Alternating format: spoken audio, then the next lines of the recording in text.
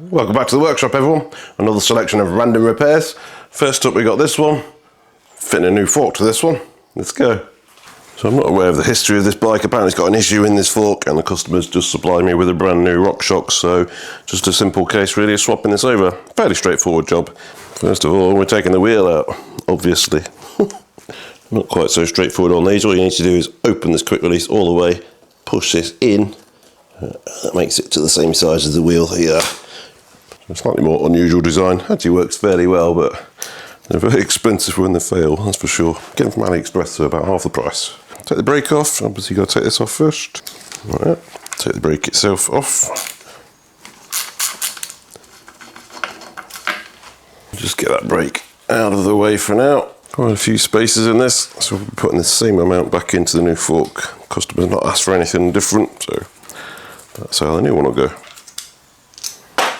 Pretty much the right length as it was. Undo these two bolts and then your fork will literally fall out, so make sure you're holding it. You don't need to take them all the way out, just loosen them off and then pull the stem off. Like that. And this should all just pull straight off.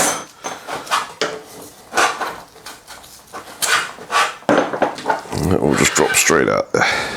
Good. So I think he did say it's been somewhere else for them to look at the forks. They've obviously been in here before. These bearings look brand new. There's a bit of grease on there, so it's nice. And the old fork itself is in very clean as well. Need to get this race off first. It's not a split race on this one, but so I use a crown race puller, but if you've not got one, you'll probably get this one off with a screwdriver without too much difficulty. So it just literally drops underneath the race there. Tighten the bolts out and it'll grip it. It's coming off easily, this one. I'll flip it upside down, just give this a bit of a tap and it'll just come straight off. Like that. So this is the replacement fork they've provided me, so RockShox Recon, brand new apparently. Again, it's a fairly low end fork, but probably slight improvement over that Suntour unit that's on there. So there's a few things you need to look at if you're buying a replacement fork. Really, really important you get this, because I see it so many times, people have bought the wrong thing. First of all, you need to make sure you got the right axle. So you've either got a quick release or you've got a through axle. And then on through axle, there's sort of 3 different sizes as well. So you've got to get the right size there. So just measure that. That's a 15mm, which is the most common size. Or you can get even bigger on this, like 20mm on an older fork. So 15mm through axle, by far your most common one. And then you've also got a dimension here you need to check as well against your old fork. This is 110, which is standard nowadays for mountain bikes. Your older bike might be 100. Obviously make sure it's for your size wheels. This is a 29-inch wheel. This fork is designed for 29-inch. And the other thing you need to look at is a steerer. So this is a tapered steerer, so it flares out much wider at the bottom compared to the top. So this is what we call a tapered steerer. You might have that, you might not. You'll be able to tell from your bike. You can see how this flares down here. If you've got that, you're going to have a tapered steerer. Just make sure you get those few bits and pieces right. There are a few other minor sort of discrepancies, but that should get you on the right road. Right, let's get this in. First of all, we need to get this race back on here. So a bit of grease on here. Then we'll just drive this back on. Most of these are split, so there's literally a cut in there and it'll just push straight on, but this one's not. So just get some grease and get your race. Put the race on and we just got to tap it on. It's just a 3D printed one, this is. My part tool one, not big enough. I keep putting off buying it because 95%, I would say, of these tapered ones are split, so you don't need this. And that's it, you can hear the tone change there, that's on. It doesn't take much effort normally. Alright, so with that fitted, we can actually get that into there now and measure it up. So make sure you leave your bearings in, otherwise you're not going to measure it properly. Right in there, and then just support the fork underneath so we can get to this bit. Put the rest of your headset back on. Like I say, this is a pretty straightforward job. A few little bits of kit that you need, but not too bad at all. And drop the stem back on. I mean, you could just leave it like that if you really wanted to, but I seriously wouldn't recommend it. Just make sure it's compressed down as much as you can. Obviously you can't use this to compress it, so just physically press it down best you can. We've got a lot of spaces here to adjust if need be, but make sure there's no massive gaps here. That looks pretty good. You need something sharp just to mark this steerer. I use just a pick. Don't use a Sharpie because by the time you pulled everything off, it'll be gone, trust me. You can actually scratch it like that and take all this back off. And then you need to cut the steerer. So this is the mark that we just put on. That is not your cut line. You need to cut about 3mm below there, so around about there. If you cut there, it'll be too long. It's not the end of the world, but it'll be too long. Just put another small spacer in there, it'll be fine. But to sit it properly on the stem, you need to be about 3mm below that, and that is your actual cut line there. If you don't have one of these, you can use an old stem, you can use a hose clamp. That is going to be pretty much perfect there. And just cut it off. Like that. You just need to tidy this up. I use one of these, it's internal and external deburring tool. Just put it on there, twist it around, gets rid of that. Just use a file if you want, that's no problem. That's that bit done. So now we need a star nut in there, obviously. So this is probably the hardest part of the job, is getting this in, to be honest. So that's got to go in there, and only go one way. Basically, it's like barbed. As soon as you get it in, you can't pull it back out again. So you've got to get that in there. So you can put like a sacrificial bolt in there, tap that in, but it's pretty difficult.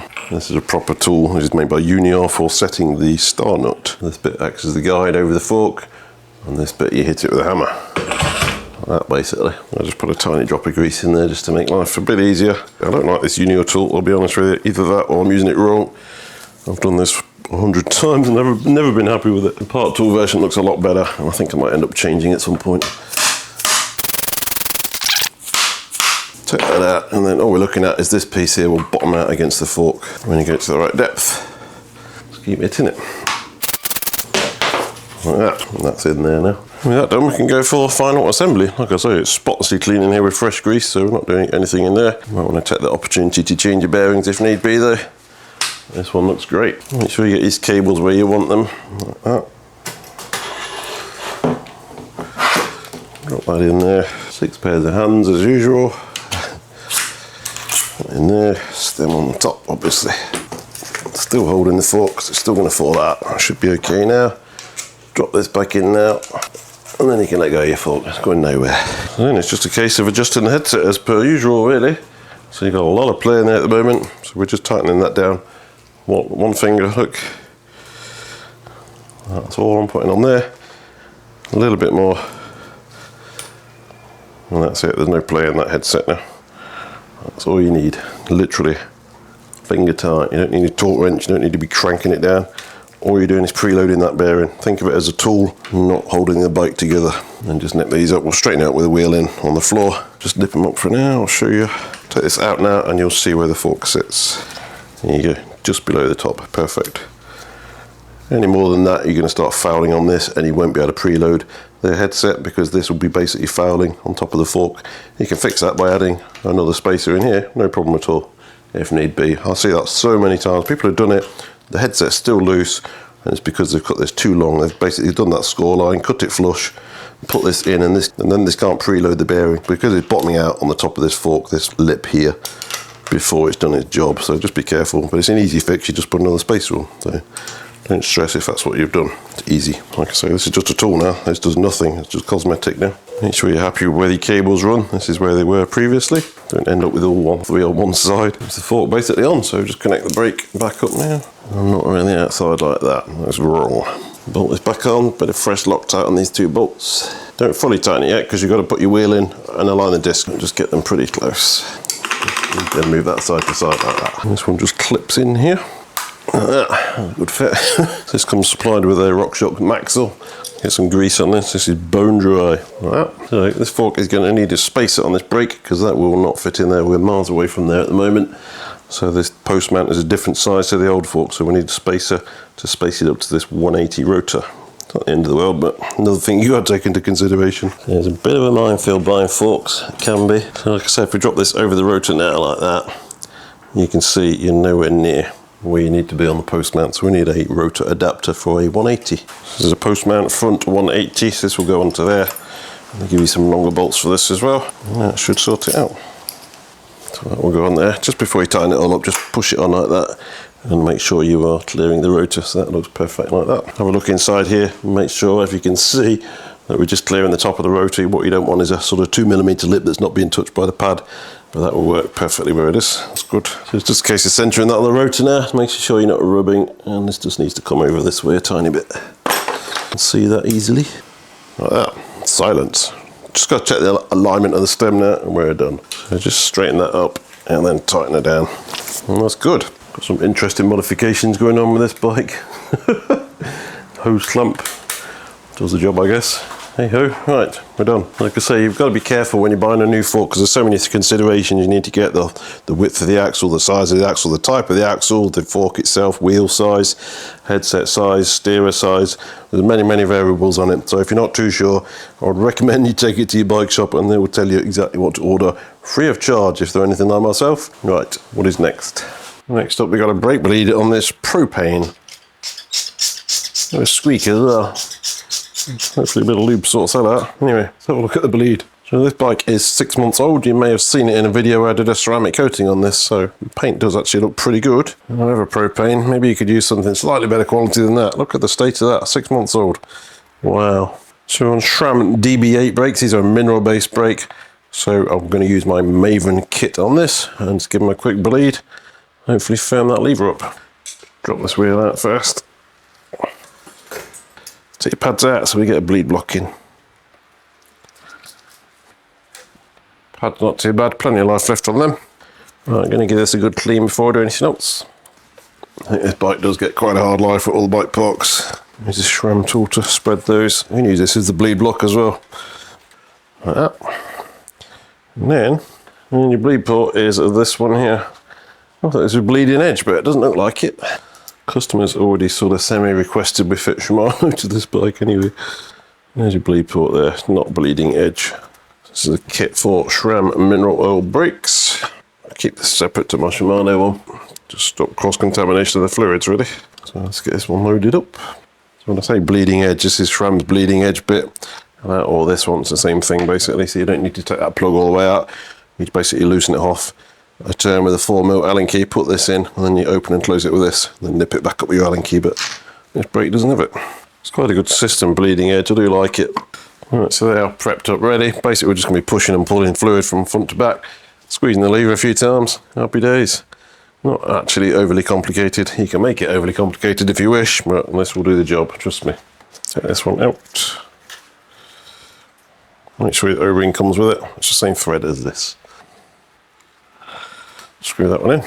Same on the lever, there's one here. I'm just going to level this lever up a bit. I don't want it hanging down so much. Not quite sure where that squeak's coming from, I'll be honest. Another T10 in here. So that's that in there. So SRAM asks you to set a specific dimension when you bleed in their brakes from the centre of the bar to the end of the lever. Around about 75 to 80 millimeters, so just measure that up. That is, no damn it, 80 millimeters. We're okay with that. And just open the syringes. And then just going to push it through from the lever initially, and you should see some air in this caliper coming out, hopefully. Just pushing that, there you go. Make sure you don't empty the lever one. And then we're going to go to the other end and do the same. Like I say, don't empty it completely, otherwise you're just going to force air in there potentially. And I'm just going to squeeze it from the back up to the lever. And then you normally see a lot more at the lever end. As you see there, loads of it, there you go. Again, don't empty the one at the caliper, just keep going until there's a little bit left. And I'm just going to reverse that, I'm just literally going to push that through again to the caliper 2 or 3 times until I don't see any air. Back at the caliper, pushing the lever. Already pretty much nothing there, nothing. So do that 2 or 3 times until you're completely happy with that, and then we close off the caliper.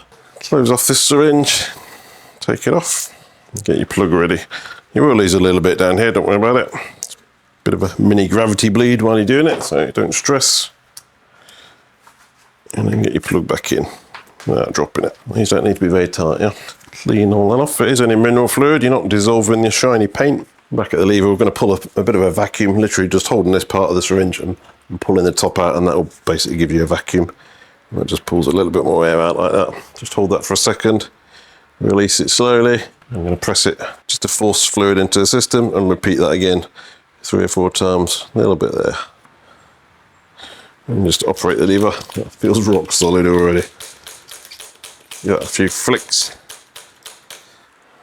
Again, force it in, syringe it out, force it in, syringe it out, force it in.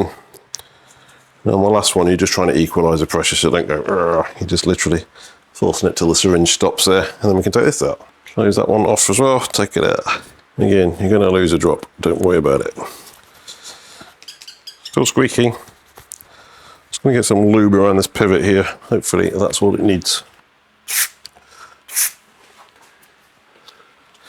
There you go, beautiful. I think the owner's quite hoping that these will die one day so we can put some Shimano on it, but I think they'll be alright for a bit. Alright, get the wheel back in with some pads, see what we got. Right, I'm just going to leave that axle loose for a minute because we're taking it back out in a second. Get your lever and then we're going to advance those pads until they stop on the disc. Going to take several pumps there, like that. That's firming up now quite nicely.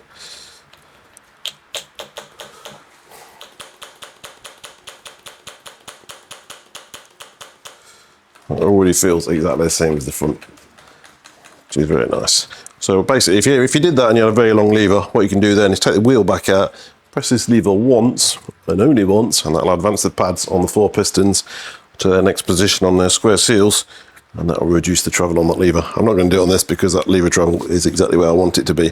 But if you did all that and you were confident it's bled properly and your lever was still coming back to here, that's what you would do. You would take the wheel out, squeeze this once, put your wheel back in, and you'll find you're pretty much half that lever travel. Works very well on Shimano. So quite final wiped out. I'm going to put this lever back to where it was. Don't go crazy on this one either. Just needs to be tight enough not to move in normal use. If you have a crash, ideally you want this to spin around the bar rather than either snapping your bar or snapping the blade. So don't go bonkers with it. When you're happy with that, just tighten it up. Like that. That feels fantastic now. Exactly the same as the other lever. Good. What's next? Just before we look at the next one, which is not this one, and a quick pause to say a massive thanks to Sport and Leisure for sponsoring today's video. We all know there's nothing worse than being right in the middle of a big job, only for everything to come to a grinding halt because the part you were waiting for coming today is not here, is it? It's still days away. Sometimes it's not even in the same country. And that's exactly why I use Sport and Leisure. They're based right here in the UK. Their stock levels are 100% live, so it's on the shelf and ready to go. Get your order in before 3 PM and it's dispatched the very same day with free delivery on all UK orders. Plus, if you need it faster than that, the next day delivery starts from only £2.50, which is just brilliant when you need to crack on with the job. They've updated the channel discount scheme for you. Head over to sportandleisure.com/PCR or scan this QR code on the screen right now. It'll generate a unique 10% discount at checkout of your very first order. If you're buying parts anyway, it's an easy way to save a bit of cash, isn't it? So the link's in the description below, and a massive thanks again to Sport and Leisure for continuing to support the channel. Right, let's see what we've got next. Again, it's not this one. This is 7 videos away, this bike. Next up, we've got this little Specialized kids bike. Brake's not working. Well, nothing's working to be honest, but we're looking at the brakes in this one here. So let's show you what the problem is. Here's the brake, and wow, it's just literally seized solid, pretty much this cable. Doing nothing at all. This is a cable operated disc brake, so clearly we need a new cable, first of all. A very, very basic cable operated disc brake. These things should never have been invented. Go hydraulic or don't bother, in my opinion. I know it's a strong statement, but generally speaking, they're just pretty dreadful. You can get some half decent ones, but even then, they're no comparison.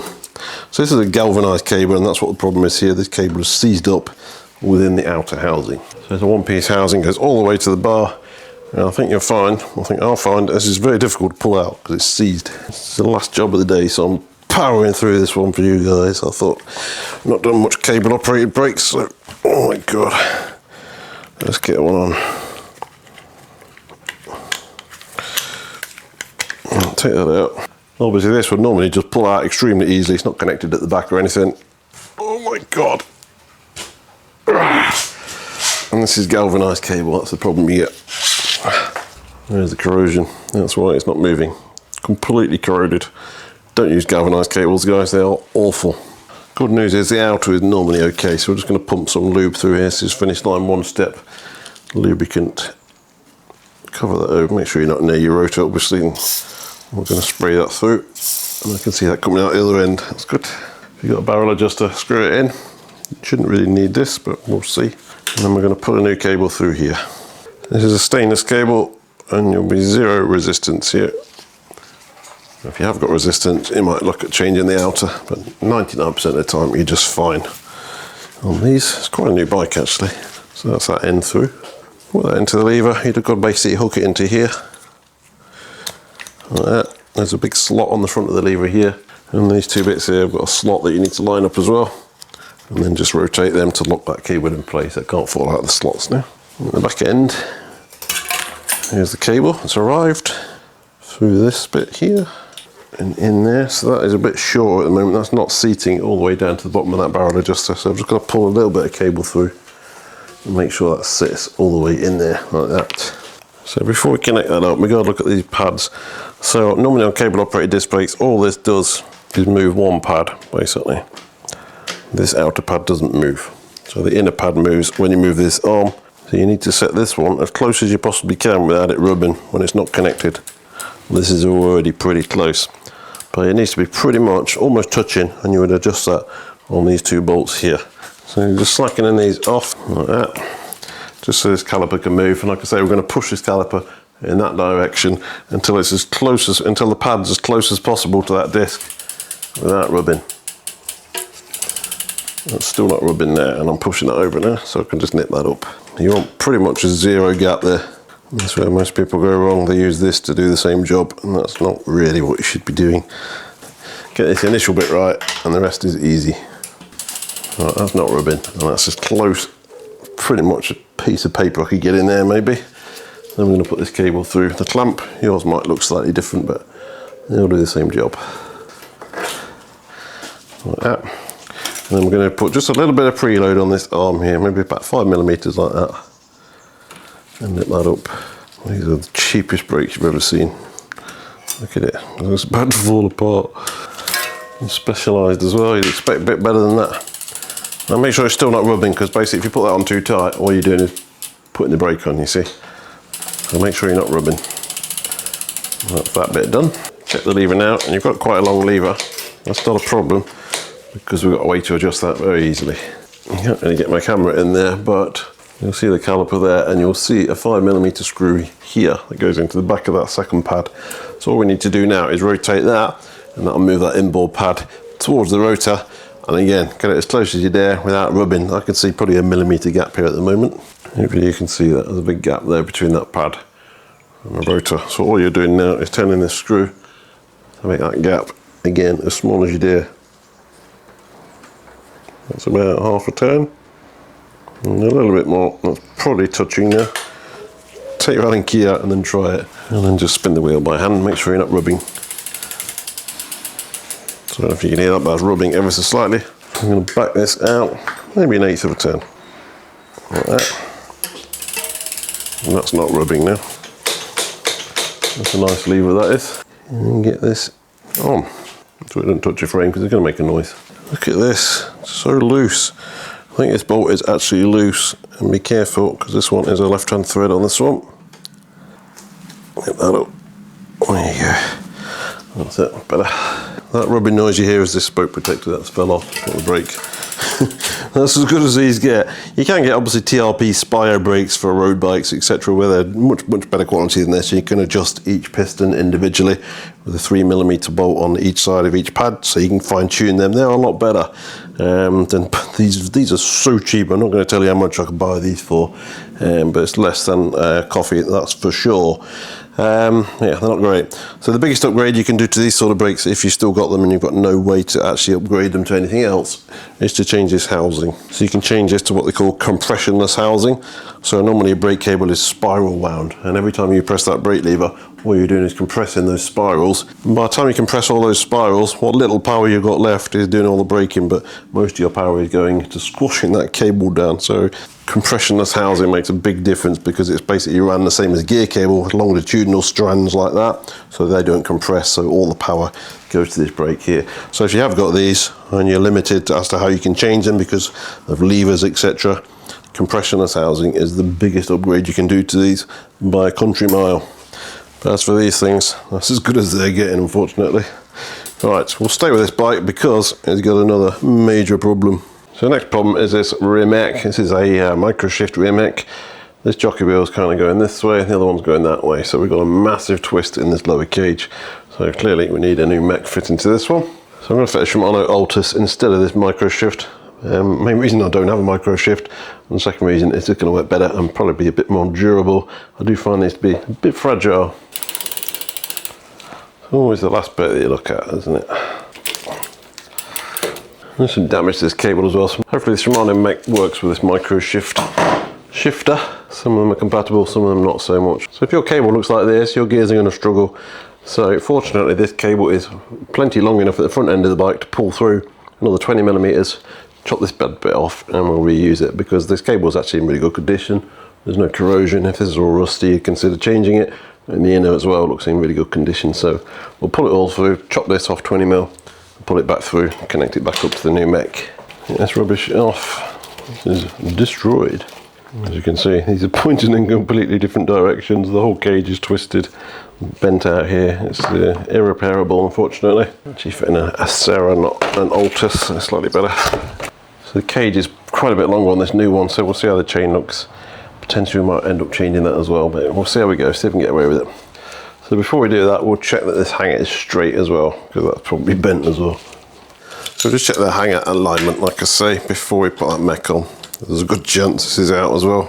In fact, I can already tell you this is absolutely miles out. Just from looking at the angle of this, oh my god, wow. So this bit here should be pretty much out here. That's how bent this is.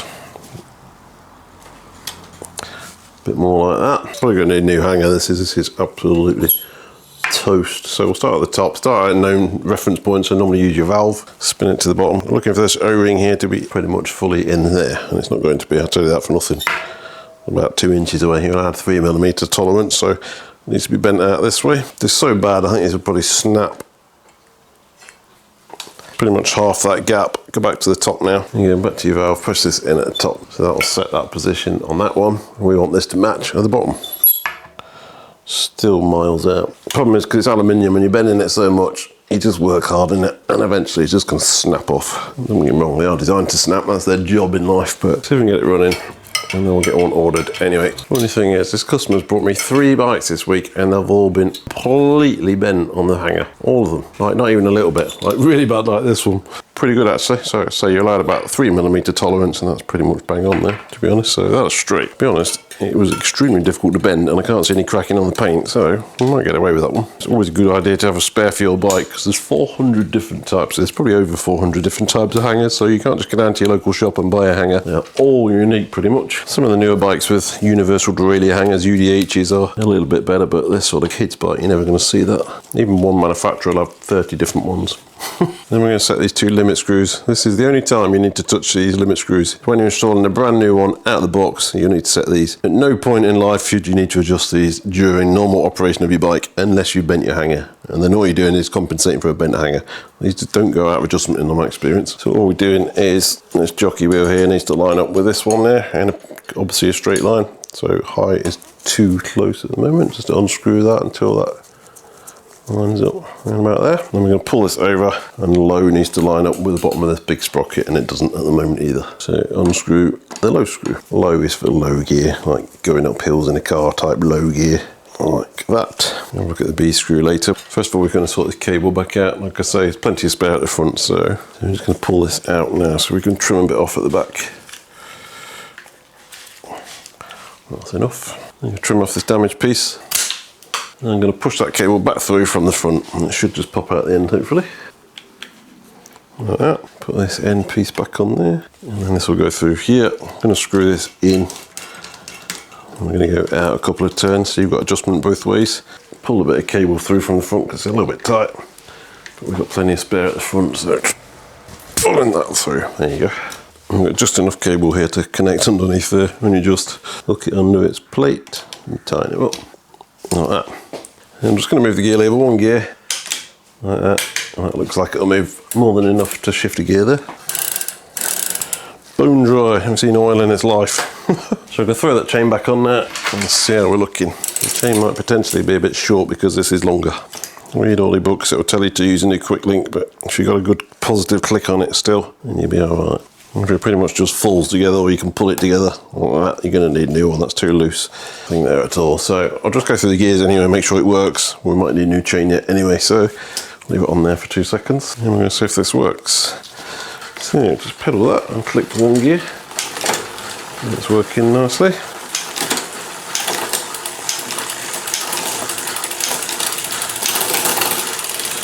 Pretty good, so your limit screws are okay. I'm going to drop this down to its smallest rings. We've got 2 rings at the front.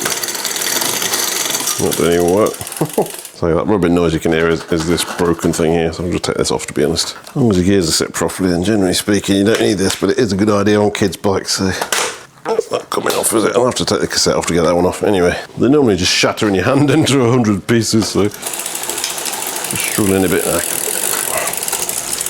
Like that.